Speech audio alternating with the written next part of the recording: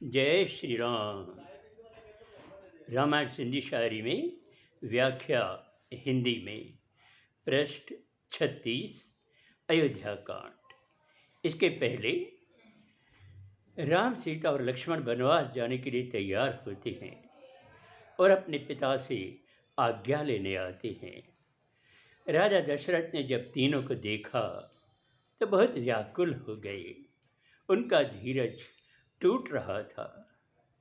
अब इसके आगे सघन न राजा कुछ गाल्हाए, पीड़ जुदाई जीतड़ पाए। रघुवर मोकल लय बाडायो, निविड़ी चरण निशीस निवायो। राजा दशरथ कुछ नहीं बोल पा रहे थे, पीड़ा से तड़प रहे थे। तब रघुवर श्री राम ने आज्ञा मांगी और नम्रता से उनके चरणों में शीश झुकाया।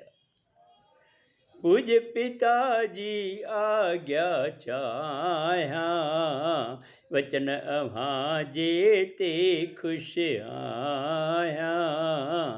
मोह मुझीजे का भूल थींदी, जग जस में दो निंदा ईंदी। श्री राम ने कहा, हे पूज्य पिताजी, मैं आपकी आज्ञा चाहता हूँ। आपने जो वचन दिया है, मैं इसका पालन करने में बहुत खुशी महसूस कर रहा हूँ। अगर किसी प्यारवश कुछ भूल हो गई तो जग हंसाई होगी, निंदा होगी।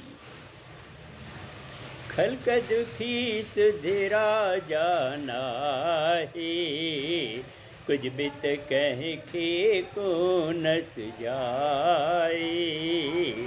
राम हल्यो मुनि वेश बनाए, मात पिता के शीस निवाए।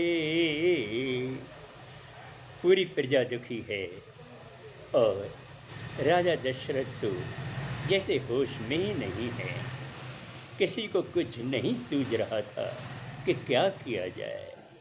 श्री राम वन के लिए चले गए, माता और पिता की आज्ञा लेकर। होश संभाल्यो राजा जाग्यो, सुमंत्र के राजन आख्यो। राम हल्यो बन साहु नव्युआ, सुख कड़े लतन में प्युआ। जब राजा ने कुछ होश संभाला तो उन्होंने अपने वजीर सुमंत्र को बुलाया और उसको कहा कि हे सुमंत्र, राम वनवास चले गए और मेरे तन में प्राण अभी भी रुके हुए हैं। इन खावद दुख कहड़ा ईंदा, जह सातन के प्राण छड़ींदा। सजन हली वन रथ के काहे, राम लखन जित सीता आहे। राजा ने कहा कि इससे बड़ा दुख कौन सा आएगा कि ये प्राण मेरे तन को छोड़ेंगे। हे सुमंत्र, रथ को लेकर जाओ वहाँ जहाँ राम, लक्ष्मण और सीता है। कोमल निर्मल पुत्र बई, सीता नाजुक नार। बन देखारे गड वठी, मोट जडी हन चार।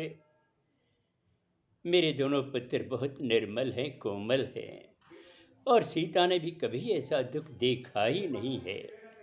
वो भी बड़ी नाजुक है।